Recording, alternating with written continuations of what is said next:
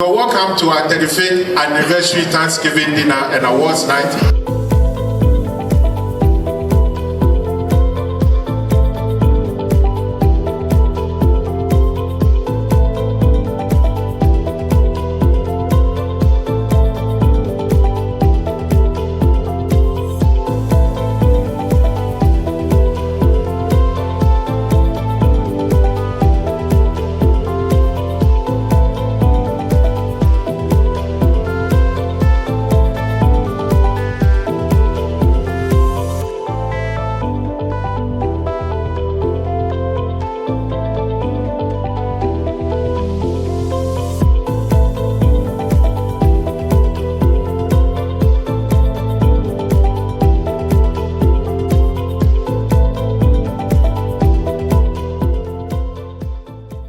I want to thank you, Mr. President, for taking time out of your extraordinary busy schedule to be with us, and we're very, very grateful.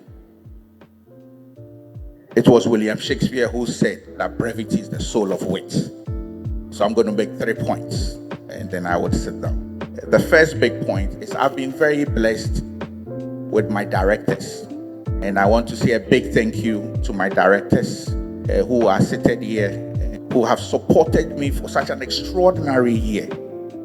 We have actually done over 60 programs this year. The special mention that I want to give to all the directors, but I want to single out Mr. Joe Mensah. An organization like this is a big one, and he's been a rock and the wisest man I have come across over the period. Ladies and gentlemen, please a round of applause for Mr. Joe Mensah.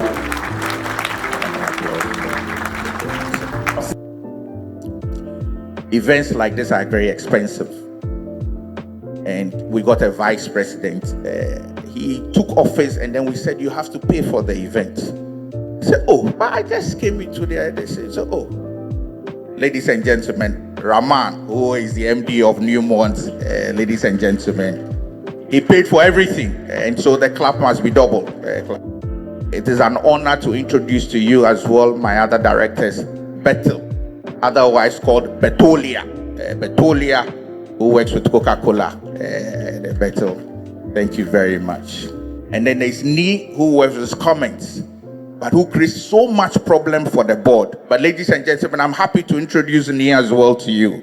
And then there's Eloine, who decided to bring a new Delta plane into Ghana. She's been a wonderful member of our board as well. Elena, where are you? Oh, she's wearing the green. And then there's Mr. Ashok, who is not in the country, and Clara from PwC, and then Mr. Apia. I want to use this opportunity to thank you for your support. Then of course there's Simon. The great man Simon. Where is he? Simon, who our executive secretary, is the one who manages our secretariat and does everything. And then there's Jane, who is Simon's deputy. And then there's Oye, and then there is Nana, and then there's Alan, and then there's Albert. So this is a small group of people that we've been able to pull this out, and so I'm very grateful for them. Without them, there would never have been a wonderful year as this. But it's 60 years, so what do we do next? So yesterday I had a wonderful board meeting. And the board, we decided that after 35 years of being in this country, we're going to have our own building. And so we're going to start a building project. That's when Honey Groove, you start playing some nice music, and then the members would start clapping. Yes, because we're going to have a building for AmCham as a wonderful legacy for the former presidents who are here, and for AmCham for many, many years to come. We want AmCham to be here for 100 years and more, and we need a building to solidify that. So thank you very much, and thank you very much for your support as a board. I also want to take this opportunity to thank my former presidents. The first, I think, official action I did was to bring all my former presidents together and had a beautiful, wonderful dinner with them. And I was blessed with their wisdom. Ladies and gentlemen, please help me to honor Mr. Uncle Lanada. Please just raise your hand. He's a man in white. And then Mr. Ott, who was a very nice man. And then the one and only Mona, who was here, all former presidents. And then Mr. Joe Mensah himself, also a former president. Please, Mr. Joe Mensah. And then Aisha, who I think is not here. And then we have Philippa Ivo, who is now in the U.S. And then I also have other board members who are here. And I acknowledge all of you and thank you very much for your service.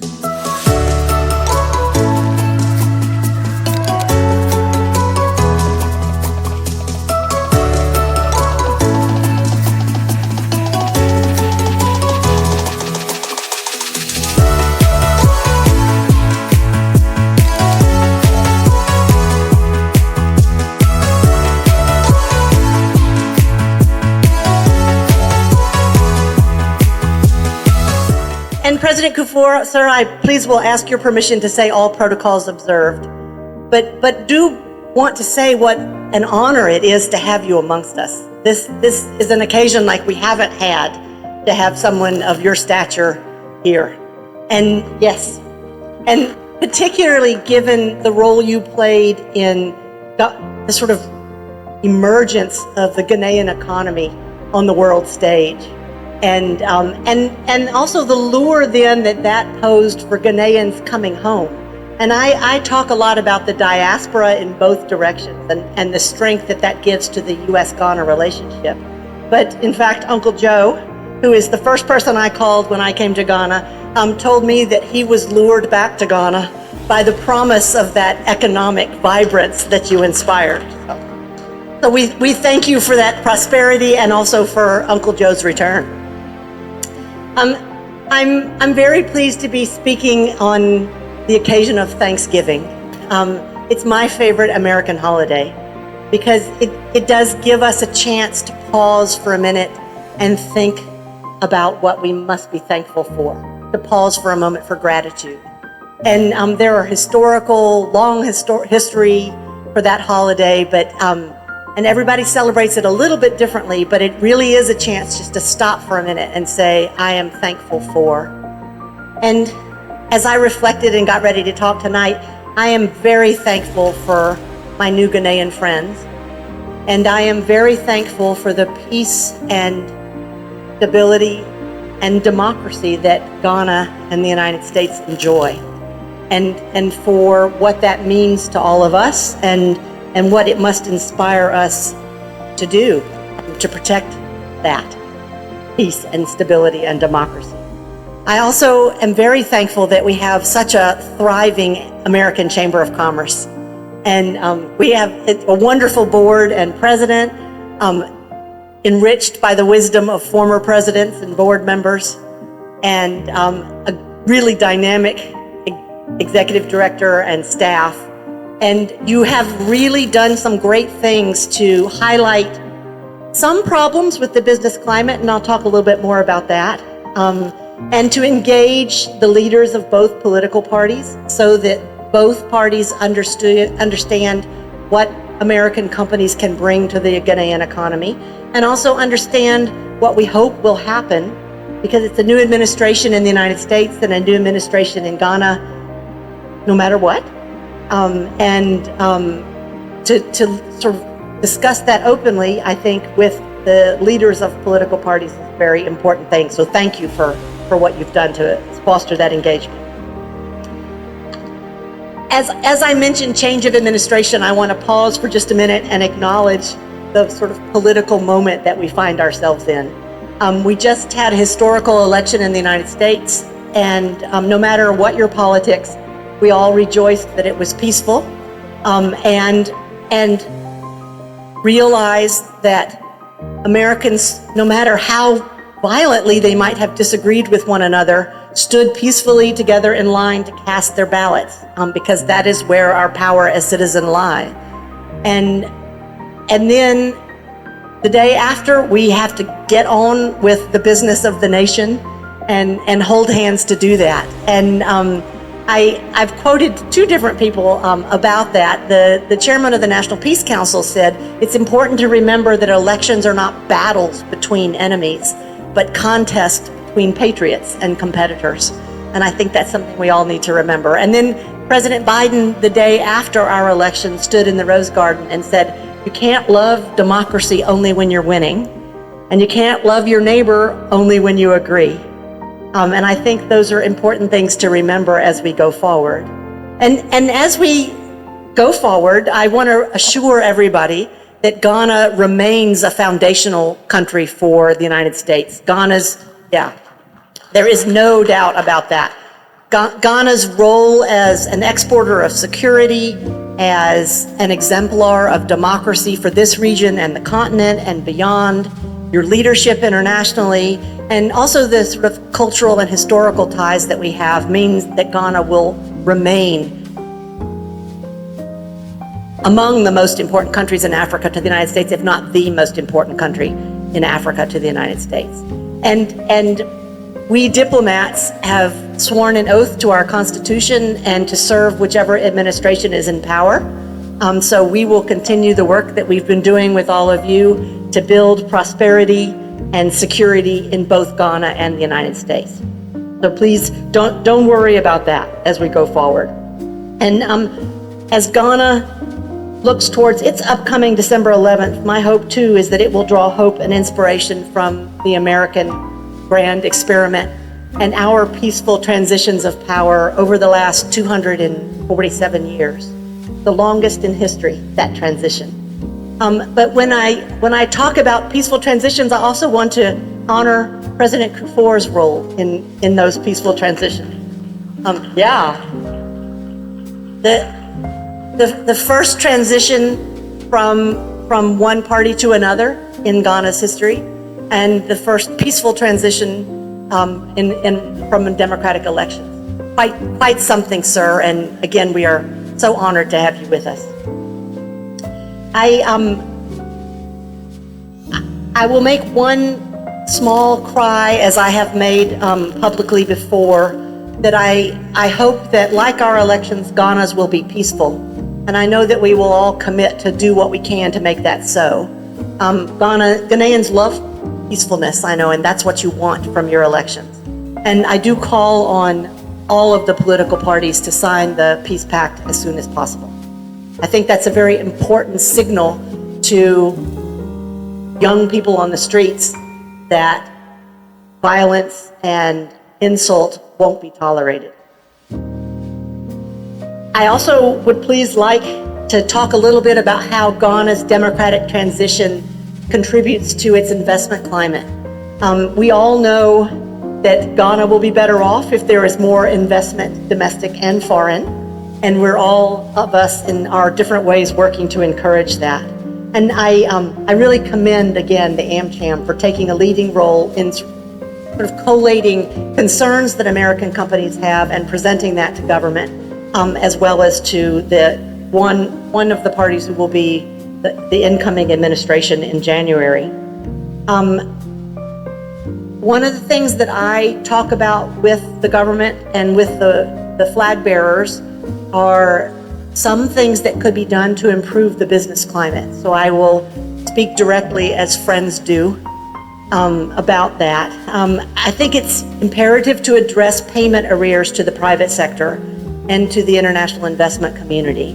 Both the private sector in Ghana and the international investors are looking for stability to make more investments in Ghana.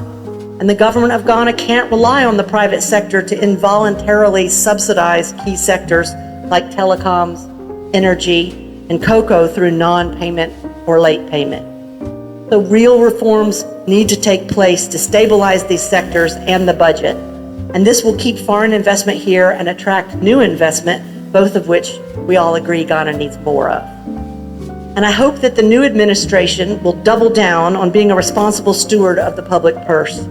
I encourage leaders to employ the utmost transparency with regard to concluding tenders, projects, and concessions.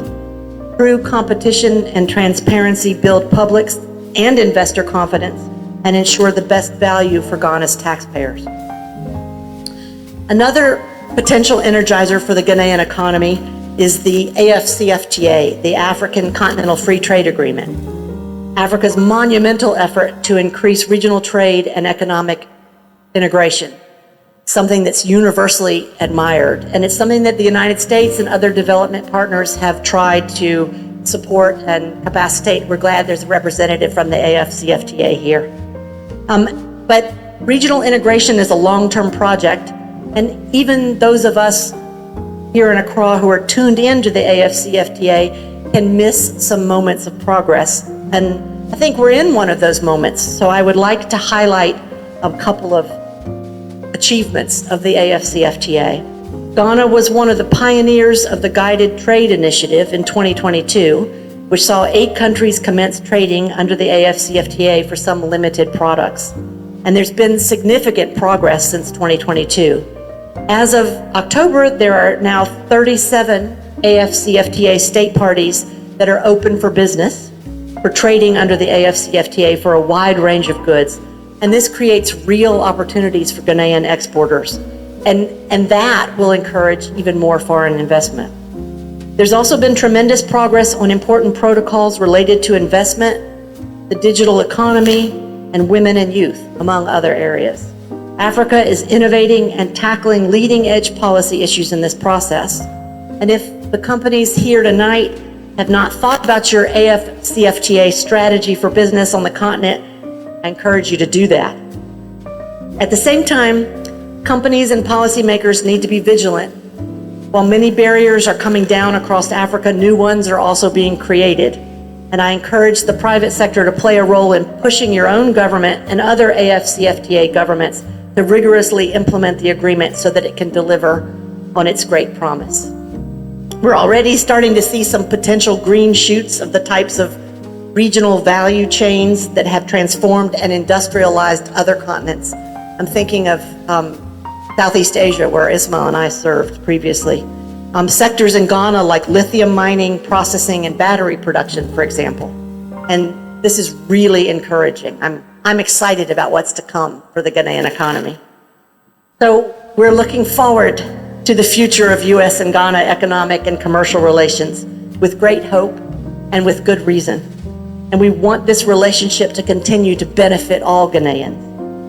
So in closing, please allow me to congratulate in advance the winners of tonight's awards, to congratulate the AmCham on its 35th anniversary and for 35 years of great work on behalf of the American companies in Ghana, and say again to you how thankful I am for all of you, for what you represent and do in Ghana, and for the bridges you build between our two countries. Thank you very much. Happy Thanksgiving.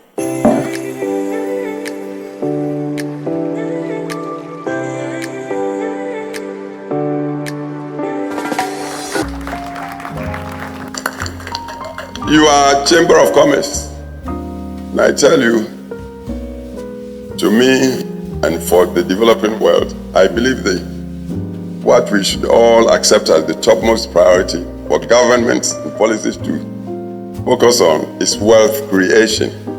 Create the wealth so you can then work on your visions and aspirations to inclusively improve the lives of your people.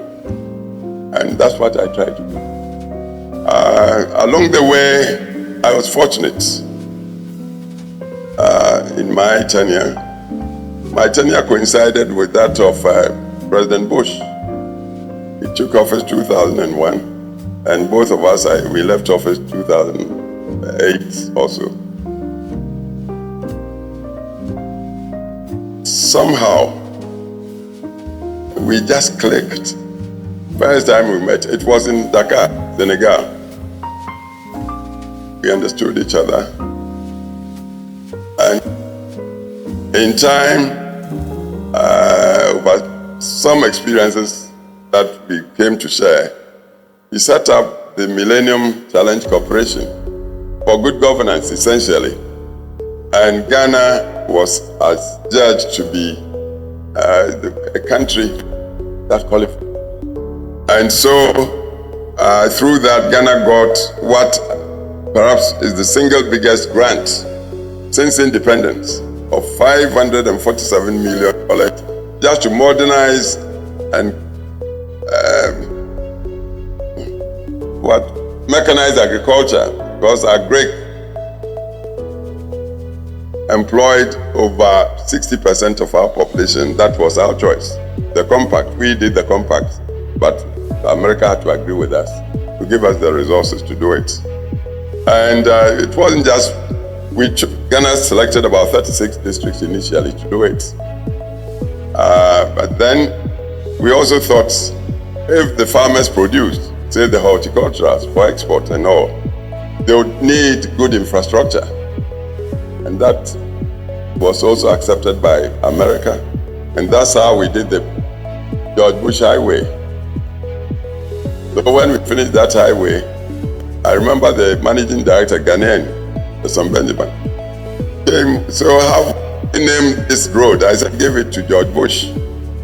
Name it George Bush Highway. People didn't understand. I said, he has proved to be exceptional in cooperation with us. So give it. But I've talked of George Bush. Before George Bush, Clinton had also done the AGOA. The implementation really happened under me.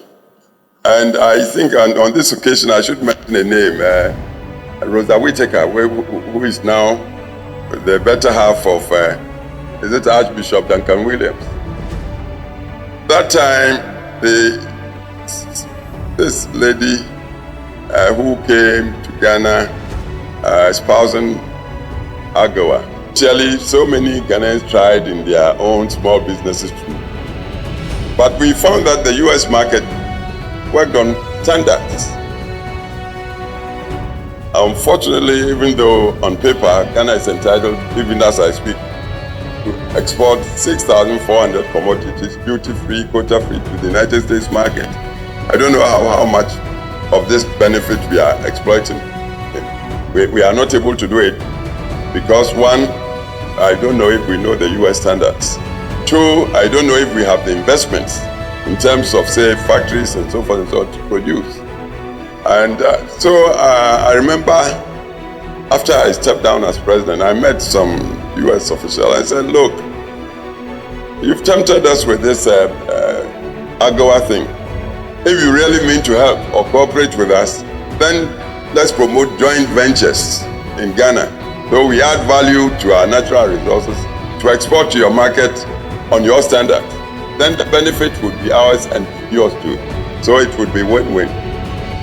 On this occasion, I want to hold Mr. President, Timothy, make sure the U.S. Chamber, you take this up through lobbying. You could use lobby for positive ends or for negative ends. Positive ends, lobby for this to be accepted by U.S. to encourage the private sector to partner, produce so we can sell to the U.S. market. So that's another thing.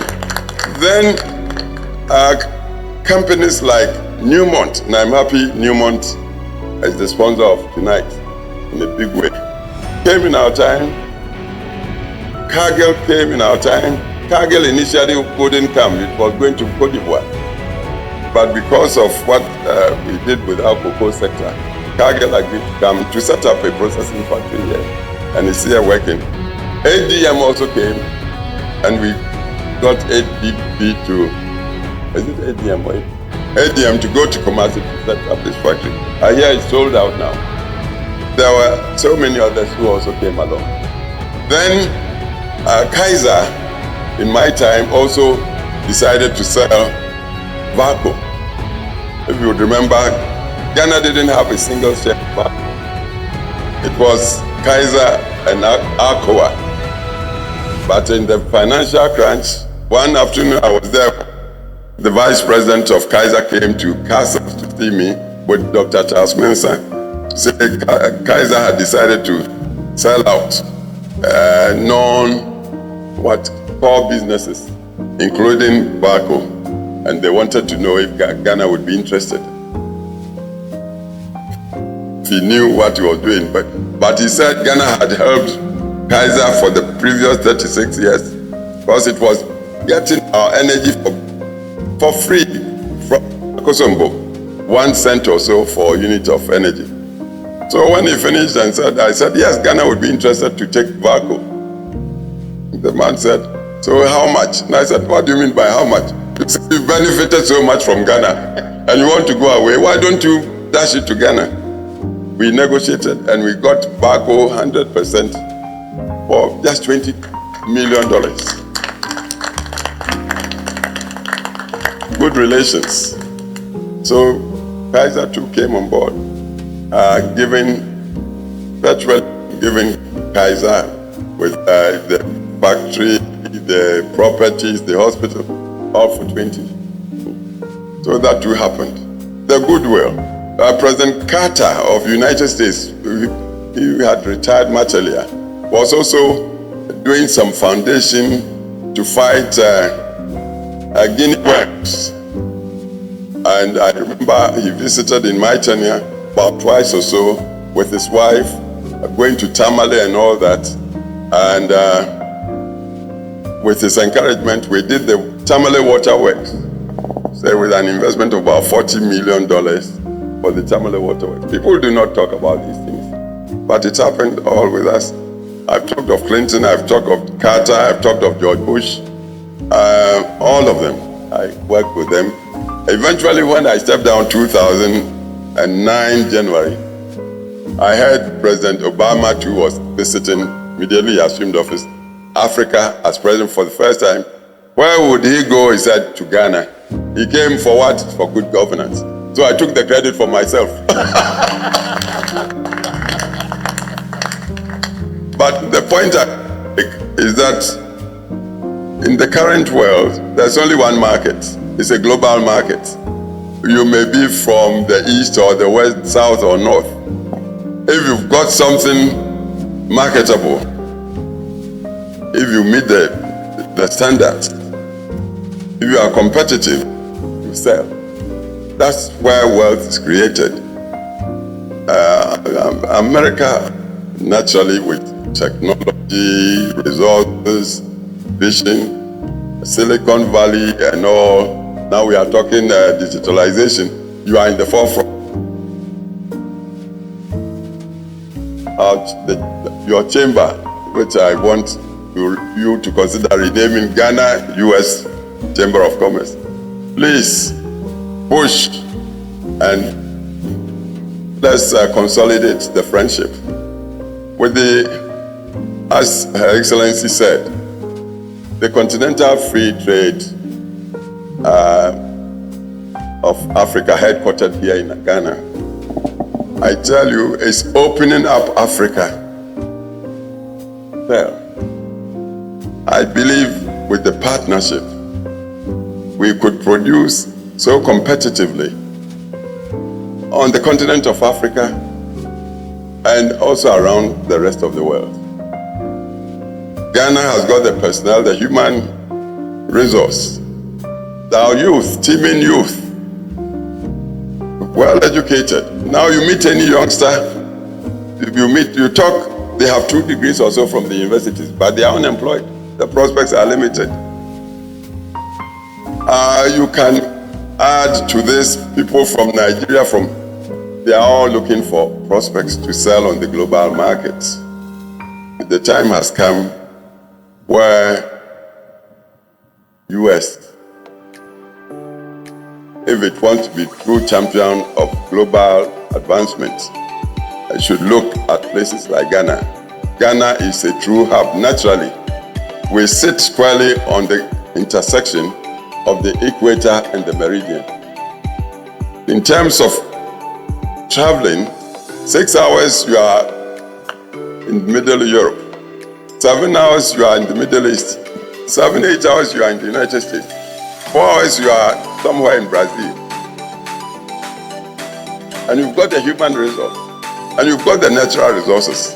So please, since you've given me this opportunity, I'm appealing to all of you. Your Excellency, please advocate for Ghana to be the hub in partnership with the U.S. to produce, adding value to the natural resources.